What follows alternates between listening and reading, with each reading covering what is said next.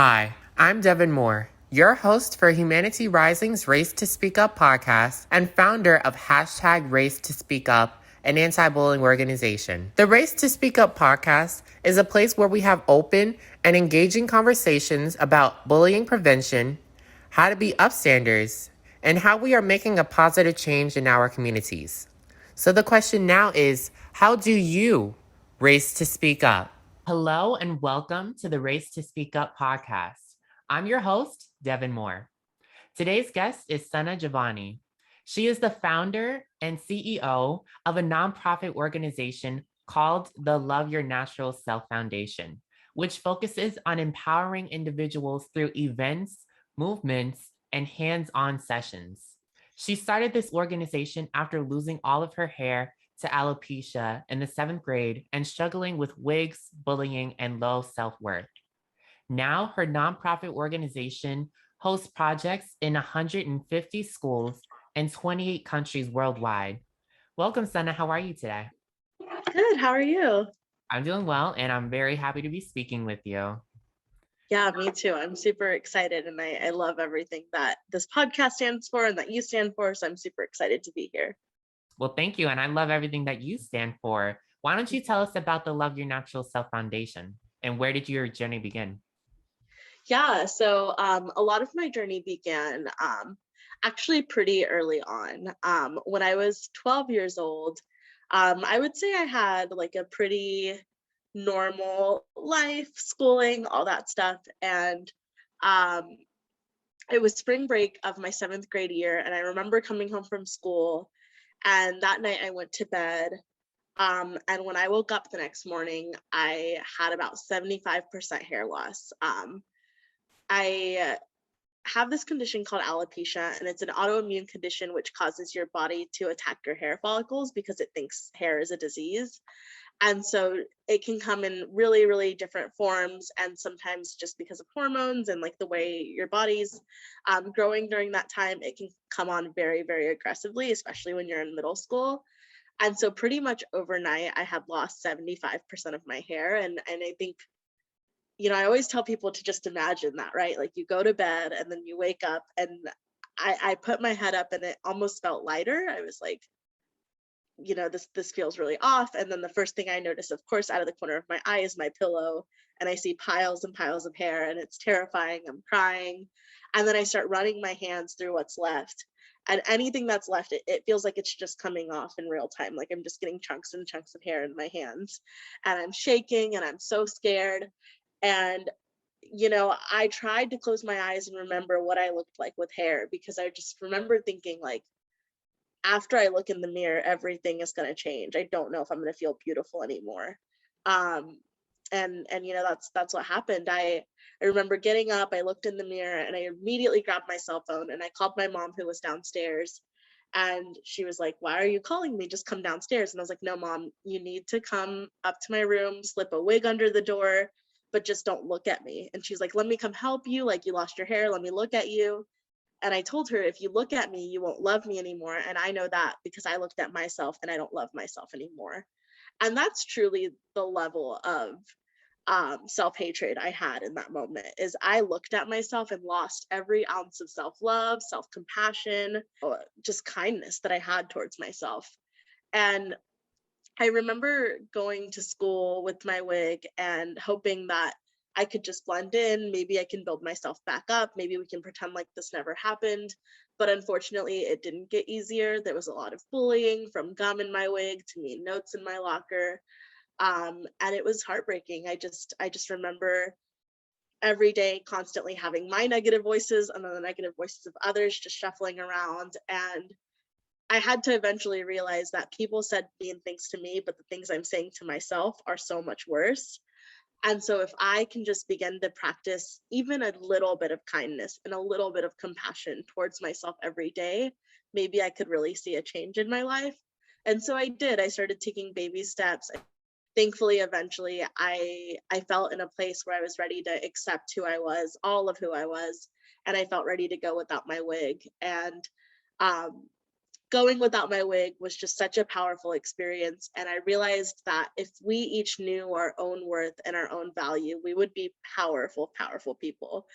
And I wanted to make sure that others did know their value and they did know their worth. And so that's kind of what inspired me to create the Love Your Natural Self Foundation. I just wanted everyone to realize that you have this inherent self-worth and this value. And when you see it for yourself, you truly can become unstoppable.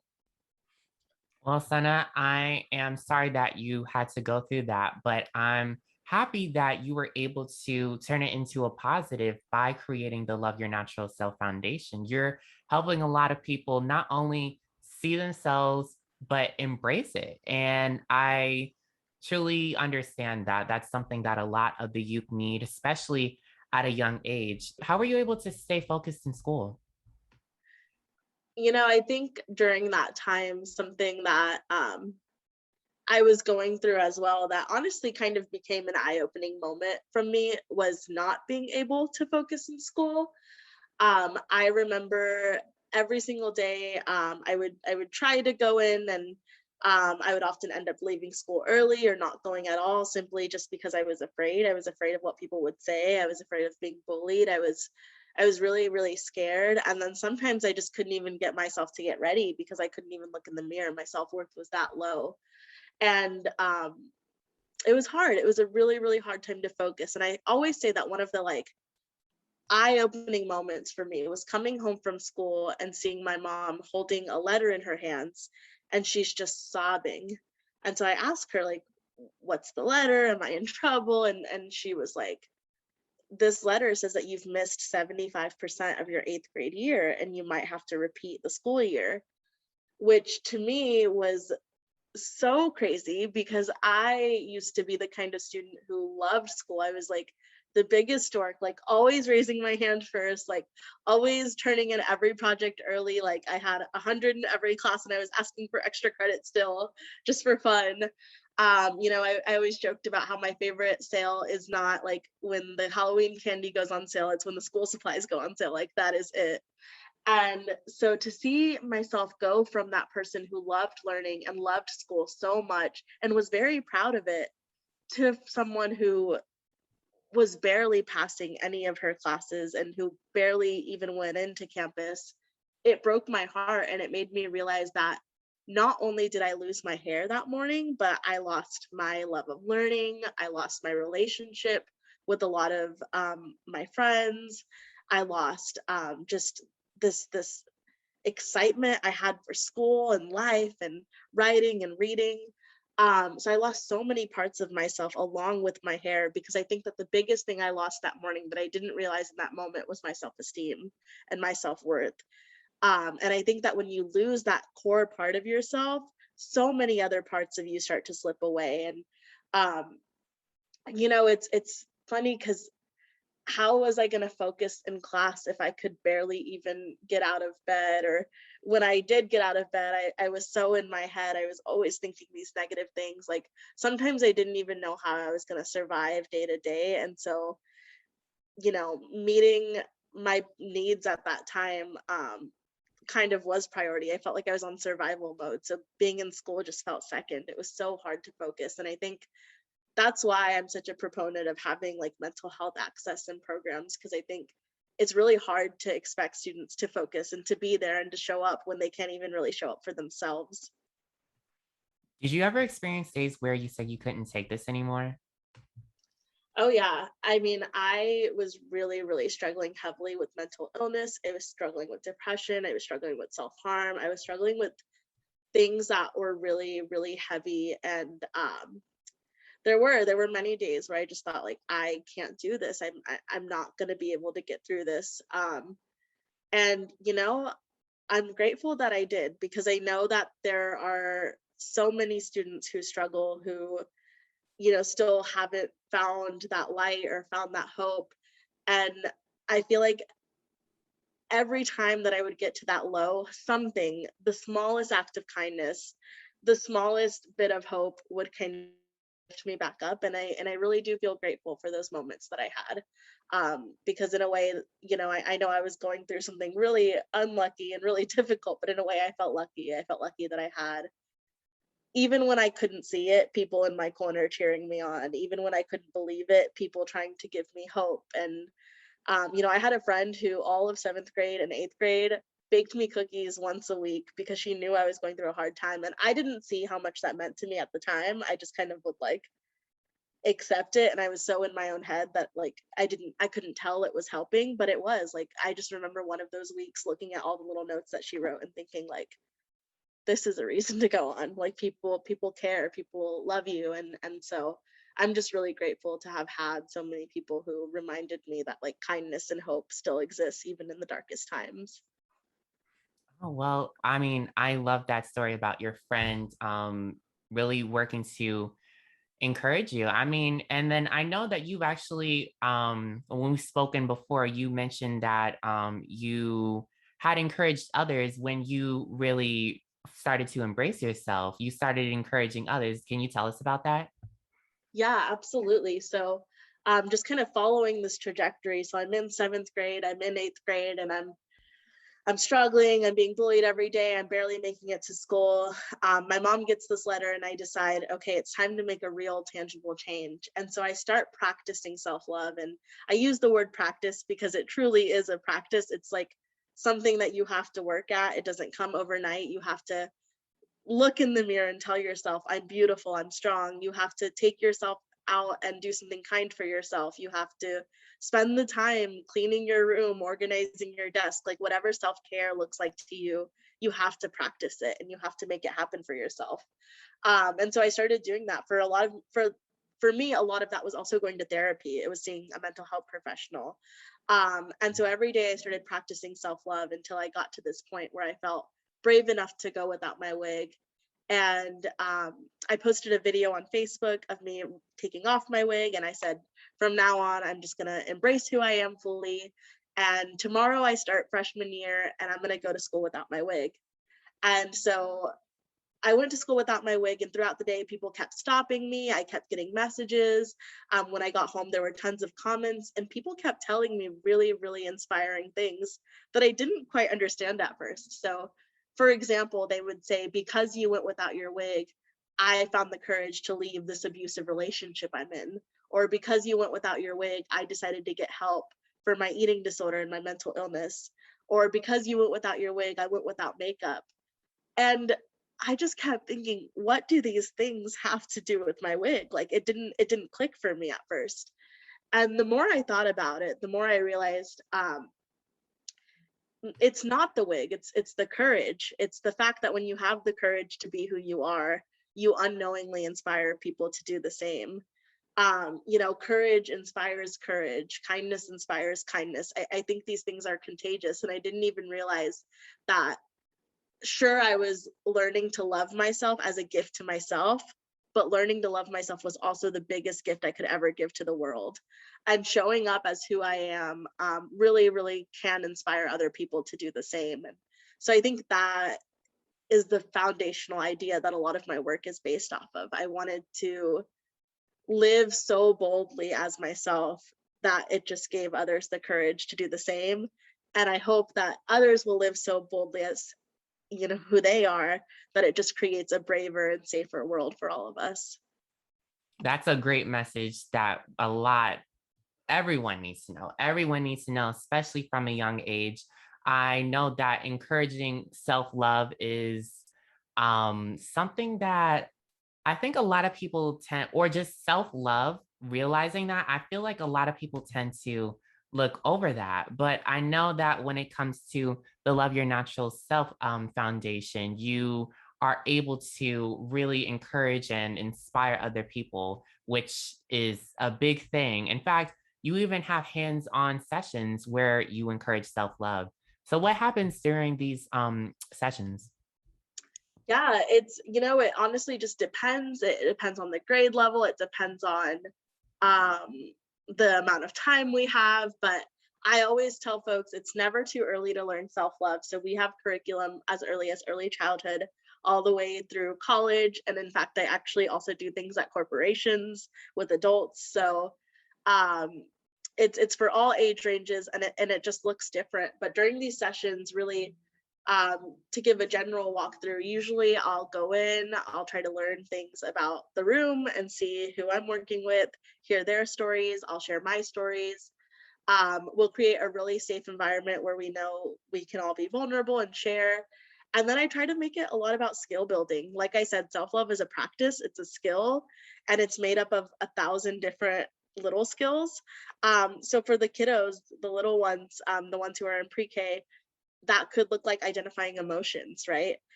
At that age, all they know how to say is, I'm happy and I'm sad. But sometimes what they're feeling is not happy. They're instead feeling calm, or they're feeling excited. Or when they're sad, maybe they're feeling jealous, or they're feeling disappointed or frustrated. And I think we downplay kids and think like, no, they can't feel any of these things, but they can. They just don't have the words to express them. So like learning to express yourself and learning to verbalize how you're feeling is an act of self-love. Learning to ask for help is an act of self-love.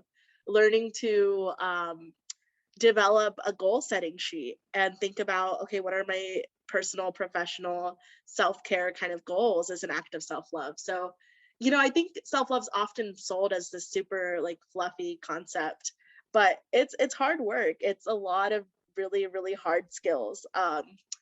And so a lot of those sessions focus on that, and I'll just kind of jump in depending on who I'm working with, and I'll try to make it very personalized for that group. Okay. Well, I mean, of course, I'm really just amazed by your words. In fact, I think that's something that a lot of teachers really need to encourage is just like, I know you learn about these different words at school, but when it comes to like learning about self-love at a young age, learning about these specific words in order to really decipher what you are feeling is very important. I think that's very crucial. I know that you also speak at events. What else do you talk, or what do you talk to students about? Yeah, I mean, I think a lot of it is honestly just telling my story. I think one thing that I'm really, really, really passionate about is representation. And I think for a long time, it was really cool. And of course, I've gotten a little bit older, but I'm not still too far from the students that I work with. But it was especially really cool when I was 15 and I first started my organization. And I went to go give a school assembly to a group of 15-year-olds. And I told them, imagine waking up tomorrow and finding all of your hair on your pillow. And that empathetic connection they were able to make, because they were like, I see someone who's the same age as me, who is going through what I'm going through right now. And to imagine being in her shoes and like overcoming this and like knowing that she actually knows what high school is like because she's in it, I think really, really made an impact. So a lot of my speeches are very candidly and honestly telling my story, and reminding students that I wasn't I'm not much older than them now, and I was the same age as them when I went through what I went through.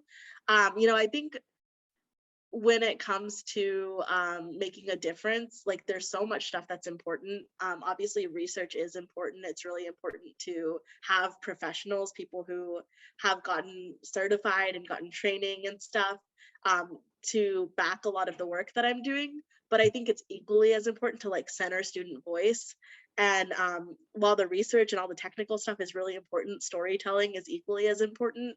And so telling meaningful, impactful stories is a lot of just what I do during those assemblies, is telling the story I'm telling you now, telling the story of being bullied, telling the story of going without my wig, telling the story of how I started a nonprofit so young, because like a lot of students want to know how to do that. And they're like, how do you do that? How'd you do that at 15 years old? Like, how'd you know what to do? So yeah, just being really candid and honest has always been my approach, and just telling stories, because I think um that's really my strength. That's where it lies, is just being totally honest with people, and speaking from a place of just total personal experience and trying really hard to relate to folks. I get what you mean. And I think that it's really important, and it honestly like brings a smile to my face that students are able to be empathetic towards others or towards you when it comes to this, because if you really do put yourself in someone else's shoes, I think that I think a lot of people need to really understand this, that putting yourself in other people's shoes will really allow you to see how hard it is or how much time it really takes to learn how to get to that place where you have a lot of self love or get to that place where you feel comfortable in yourself. And I know that when it comes to like talking about these different stories, that things that, or about things that you've gone through, I know that that definitely opens up this safe space. I mean, I remember I'll tell you this like one quick story about when I spoke to fifth graders and I told them about my bullying story. I just made it like so that they really could understand.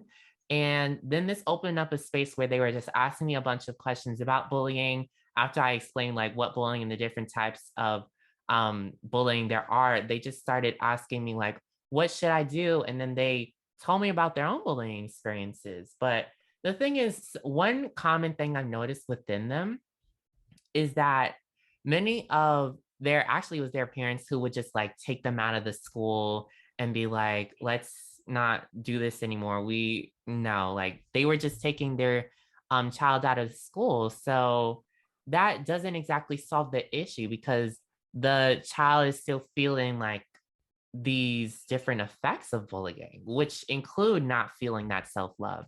How do you think we can overcome bullying? Yeah, I think that I'm a big proponent of facing things head on, whether that be your own feelings. We go through so many things, and I feel like it's really easy sometimes. The easier route is to just bury it and to not think about it and to think that's tomorrow's problem or that's future me's problem. And so I'm a big proponent of facing things head on. If every single day you wake up and you just hear negative thoughts reinforced, you hear, I'm not enough, I'm not good enough, I'm not kind, I'm not worthy, then that's how you're going to show up in the world. You're going to show up as someone who isn't kind to others, who doesn't show up as their best self, who doesn't love the way that they have the capacity to love. If you're tearing yourself down, that's how you're going to show up. That's the energy you're going to bring. Um, I always think of the cup metaphor that you can't pour from an empty cup. And if you truly do feel that empty on the inside, you're going to have nothing to offer others, and B, if you try to take from others, instead of filling your own cup, you're just going to use your energy and feel even more empty at the end. And I think that's where a lot of bullying is rooted from. I think bullying is rooted in low self-worth. It's people who feel empty and try to fill their cup by hurting others, but eventually realize that that's not the way to do it. So I think instead you just need to take time nurturing yourself, filling your own cup, being kind to yourself, building coping strategies, focusing on your mental health, making sure that your home situation is safe and stable. I mean, I know sometimes you don't have control, but I think, that's a lot of the reason that people sometimes bully is that they don't feel safe or powerful in their own circumstances. So they try to go find a place where they so really, really making sure that you have a strong foundation, because I promise that when your cup gets full, when you feel like you are filled with peace and inner peace, you're going to just start to overflow. You're going to feel so full that you have kindness to give to others. You're going to feel so full of inner peace that you can go spread peace to the world. So I think really, really making sure that you feel whole as an individual is a good way to end bullying and a good place to start. I agree with you. And when you said dealing with like low self-worth is definitely a part of bullying, I definitely agree with you on that. I mean, that reminds me of this is actually a presentation that you gave that I saw on YouTube and you said low self-esteem plus bullying equals self-bullying. Can you tell us more about what that means? Yeah, absolutely. So, um, I think low self-esteem is basically the act of looking at yourself and feeling like you're not enough or just not feeling good about yourself.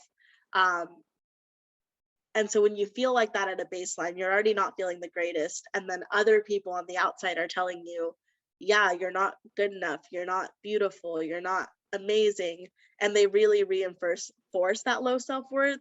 You start to get this really toxic pattern of you saying those things to yourself. So now you're repeating what's been said and bullying yourself. You're telling yourself, I'm not good enough. I'm not strong enough. everyone who's saying everything is right. I'm never going to make it. And these patterns just get reinforced because in every bucket of your life, you're hearing the same thing. And it almost causes you to spiral and really, really, really just get to a dark place. Um, and that's an extreme example, but I think self-bullying happens everywhere. And I think it's important to recognize the places that it might happen where we might not notice. So I work with a lot of students, and I'll watch them take a test. And right when they get their test, they don't even know what the first question is, but they'll be like, I'm going to fail. And I'll be like, how do you know that? You haven't even tried. Like, you could do so well on this test. How would it feel if instead you started with, I'm so intelligent and I'm going to do my very best? And I know that sounds silly, but I would just think about the kinds of things that we tell our friends. Like, if you had a good friend come up to you and say, I studied really, really hard for this test and I hope I do well, you wouldn't look them in the eye and say, yeah, you're going to fail. No, of course not. You would tell them, hey, you're going to do great. Like, I'm sure your studying will pay off. Like, you got this. In the same way, let's just say that you hear really hard news. You hear, there's something going on with your family, or you just heard some bad news. You might think to yourself right away, I'm not strong enough. I don't know how I'm going to do this. But instead of saying, I don't know how I'm going to do this, maybe try to say, like, I always find a way, and this time I will too. So I would say that that's a great, great baseline, is to see, like, how would you love a good friend? Love yourself that way. Talk to yourself that way. Talk to yourself with the respect and compassion that you would give someone that you love. Because otherwise you're bullying yourself. And you may not always realize it, but it does eat little ways. And at some point, self-bullying, I feel, becomes so natural that we stop noticing that we're doing it. It just feels like, oh, that's just the voice in my head. And I think that's when it's really sad, because you got to call that out. You got to notice that you're doing it, and you got to say no more of this. Just like you stand up for yourself to others, you got to stand up for yourself to yourself sometimes. Yeah, that's very true. You created International Day of Self-Love. Can you tell us about it? Yeah, absolutely. So, um, after I went without my wig, and I got all this positive feedback from my peers, and um, I just realized the power that I had in being myself. I thought about almost like a ripple effect, or like a domino effect. And I thought, if I could have this much power and inspire this many people by being myself, imagine if there was a day where everybody felt bold enough to be who they are. And maybe we could create a culture shift. Maybe we could create just a braver and safer world where people didn't even feel like they had to hide in the first place. They just felt comfortable to be who they are. I mean, ideally, I want to live in a world where I lose all my hair and the next day I can just walk outside because I know that that didn't define my worth. And I know that we're far from that. There's so many harsh beauty standards, and um, there's still a lot of like negativity, but I wanted to try to make the world a more positive space. And so I thought, what if there was an International Day of Self-Love where people could be who they are, where people could step into who they are and show up as just the bravest and boldest versions of themselves. I believe that even if we had just a day like this, we could create a ripple that would truly, really, truly change the world. And so I started with my campus because that's what I knew how to do at the time. And I gave a speech at all three lunches, sharing my story, sharing my vision for this day. And I said, the International Day of Self-Love will take place February 13th, before Valentine's Day, because you have to love yourself fully before loving others. And I challenge you to show up as the bravest and boldest version of yourself tomorrow. And I gave that speech, and I didn't know if it was going to work. After that, I stayed after school and stayed at the school till like 3 or 4 a.m., just hanging up sticky notes that said, you're beautiful, you're strong, you've got this, you can do this, you're bold, you're brave. And I kind of just hoped for the best. And, I thought this is the kind of thing where in high school that people could make fun of it, or this is the kind of thing that hopefully will really take off. And I'm so grateful to say that it really, really took off. People showed up that next day without makeup. They showed up ready to get help from a counselor. They showed up um, telling me their story, being vulnerable. Some people even showed up in white t-shirts, and they wrote, their insecurity on there. They said, I'm more than my trauma, or I'm more than my past. And that was really powerful.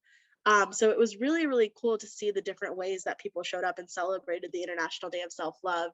And I realized that if you make space for people to be who they are, people want to be who they are. They hate hiding. Like, they want the space to do so. And so I just was committed from that day forward that I need to bring this to more campuses. I need to create more space because gosh, what a loss it is to the world that people aren't showing up as their full selves. I mean, people have so much to offer as individuals, and so I just truly think it's such a loss, and it breaks my heart to know that people don't feel comfortable bringing all of who they are to the table because we could learn a lot from each other. I agree with you because I know that especially when like I see at these different schools, they have like bulletin boards with positive affirmations or just something positive on them or in these other different places in the school. Just seeing that really brightens your day. It makes you feel comfortable. And I know that when it comes to online, which is something a lot of us are on today, I think, or in modern day, I really think that that should also be a safe space too. But unfortunately, it's really not for a lot of people, or it's really not in a lot of places. I see negativity being promoted more and hate being promoted more so than positivity. So how do you think that we can promote self-love online?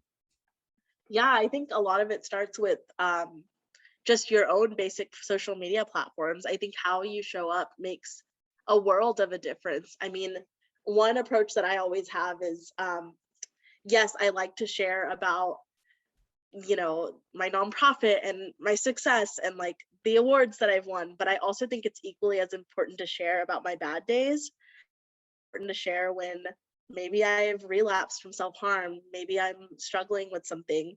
And of course it's to my own comfort and what I feel comfortable sharing, but I really try to show the whole picture.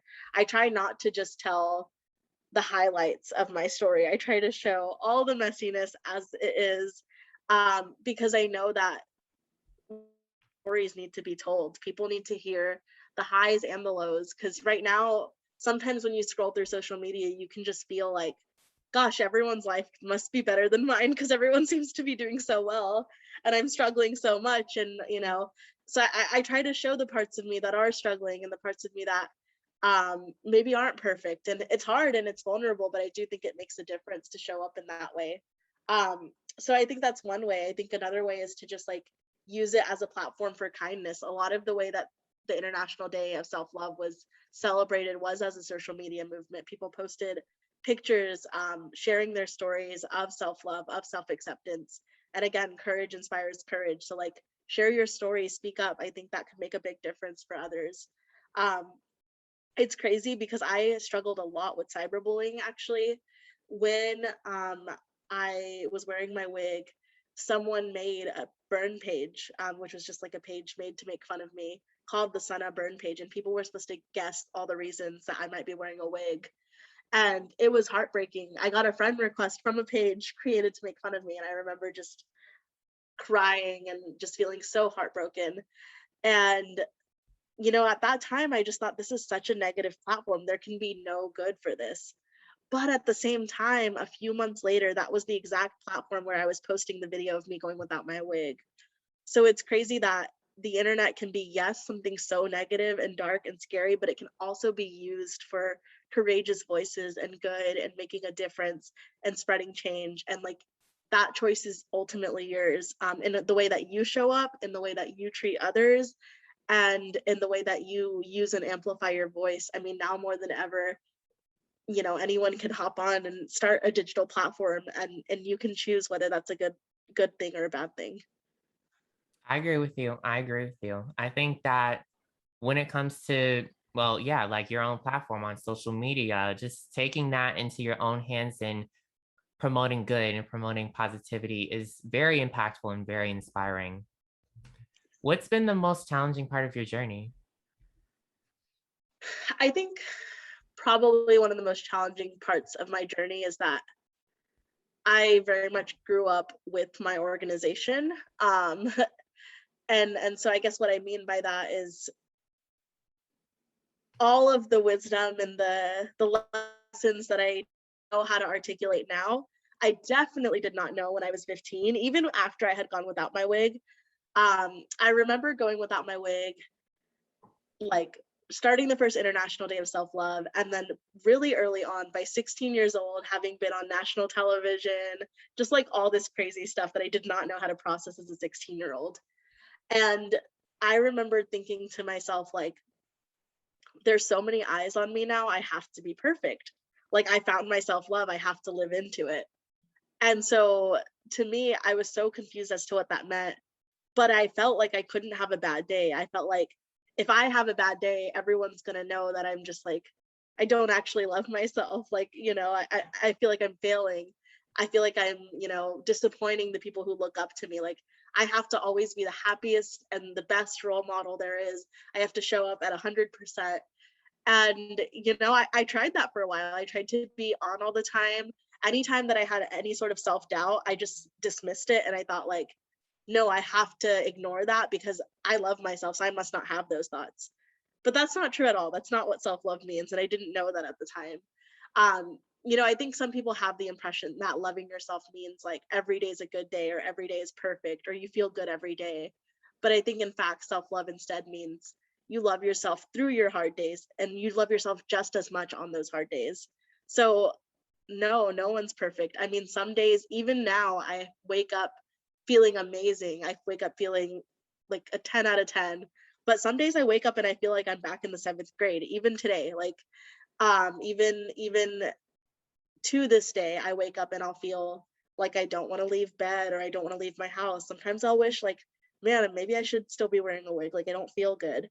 And it's okay. And I think like having that self-compassion has been the hardest part of this journey, realizing that, self-love is not just a starting line and a finish line. It's super, super a bunch of curves and bumps along the way. And it's not at all linear. And I think just, yeah, growing up with my foundation was really hard because I think at first I just put so much pressure on myself. I was like, okay, well, now that you found self-love, you have to be the perfect model of it. When in fact, the perfect model meant having those bad days, embracing those bad days, sharing those bad days, and understanding that, like, for every 5 good days, I'll probably have 5 bad days, and that's okay. That doesn't mean you don't love yourself. That doesn't mean you're failing. That's just life. That's a part of the journey. And I feel like it's even more impressive that you can choose to have compassion with yourself on your hard days. So embrace those hard days. Just have just as much compassion as you would on your good ones. It is still hard at times. I just am glad that we have people like us who work to promote self love and promote unity. And then on top of that, bullying prevention and like really learning to accept yourself and accept others. Yeah, Um, absolutely. yeah. What's been the most rewarding part of your journey? Just been to see other students grow through this experience. I mean, again, I really, really, really did not go without my wig in the beginning for other people. It was something I was doing solely for myself. Helping people was like the cherry on top, and just like I didn't even know that I was going to get the chance to do that. And so yeah, it's just been so rewarding to get to help people through this. I mean, it's such a beautiful thing that your healing can inspire healing in others.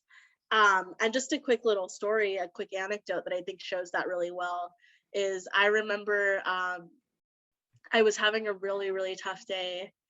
It was one of those like, self-love is a journey. And this is a day where my journey was really low. I was like, I do not feel good today. I'm trying to show myself all the compassion and care and love I can, but like it's hard. It's a hard day. And one of the things that I often do on hard days is I'll go on social media and I'll look up my organization and I'll look up people who tag us and things. And I found a post that I had missed, and it was from a young girl in seventh grade. And on the International Day of Self-Love, she went without her wig, and she had only lost her hair like a couple days prior. So she actually never even bought a wig. But she found my story and she decided that instead of buying a wig, she was going to use the International Day of Self-Love to just walk into the world as herself. And, sometimes I wish I had someone that I could have looked up to and I could have skipped this whole period of just struggling and fighting myself and wearing my wig. And I could have just walked into the world as myself, because like my life just became so much fuller, and so did the lives of those around me. And I sometimes just wish, like, oh gosh, if I could go back in time and skip that, because it was such a tough time. And here was someone who, I mean, and I don't want to downplay anything that she went through, but in a way, she had gotten to the phase of just like choosing to be herself really early. And she said it was because she found my story. And I think that was just such a cool parallel. And it was so powerful to see that, you know, I tried to be the superhero I needed growing up. I really did. And I try to be that still. And it's cool when I can be that person for someone. Um, and she was that person for me. So I love also that, like, helping others is mutually beneficial, because just as much as my courage might have inspired her, she really got me out of a dark place that day, and her courage inspired me. And I think just learning from the individuals around me, being inspired by the individuals around me, these students have taught me more than I could have ever known about myself. I ask them for advice and wisdom all the time, like even being 24 years old now, and talking to my 15, 16-year-old students. I think student voice and student creativity and student courage is like so real. And so I'll ask them, I'll be like, okay, I'm thinking about dropping this class, but I don't know, or I'm thinking about taking this instead. And I love getting advice from my students and learning from them every day. So like definitely the people I work with are the most rewarding part of this whole journey. I learned so much from them, and I'm so humbled. They make me a better person and make me want to show up as like a fuller version of myself. Oh, I love that. And I love that story about not only is you the girl's hero, but she's also yours. I love that. I think that's a great thing that someone's able to look up to you. I know when it comes to me, I think a lot of the time, like my way of recognizing that people are looking up to me is by them reaching out to me and saying I was bullied and I would love like for you to give me advice or like I need help. And then on top of that, like when it comes to them reaching out to me, it also makes me feel good, not just because they feel comfortable in it, but because they're actually speaking up. They race to speak up. They're actually speaking up about their bullying experiences. It's always a rewarding moment for me too. So I completely understand what you said, what you're saying. Um, so what are you currently up to? So currently I am, so I finished up school recently. About a year ago, I finished up my master's degrees. So I got two of them, which is crazy, but I got one in education, culture, and society, which is a master's of ed, and then one in nonprofit leadership, which is a master's of science, at the University of Pennsylvania. So that was an incredible experience to be able to bridge my two passions, one of education and one of activism and nonprofits, and really just get a holistic experience. So that was really cool, and I felt like I needed that, because like I said, I'm a big storyteller. I'm a big person with a lot of heart, but I think sometimes also where I recognize I need to grow is a lot of technical skills, and some of the classes in that program were very technical, so I learned a lot and I love that. And then along with that, I'm also, I started a job in March in Washington, D.C. So I'm kind of in the midst of a move, at this amazing nonprofit called Generation Hope that promotes college access. So um, yeah, just, I've always really also, like I mentioned, been passionate about education and learning. And I think that having an education gives you the tools to show up and articulate the fullest version of yourself sometimes. And so really about promoting college access, and for anybody who wants to go, giving them the chance to just get to go embrace that dream. So yeah, it's been really fun, and I'm still, of course, doing work with my own foundation as well. But it's been also really cool to just grow as an activist and as a leader, and decide what that's going to look like, especially as I grow up. Well, Sana, this has been a great conversation and definitely keep me updated on everything that you're doing.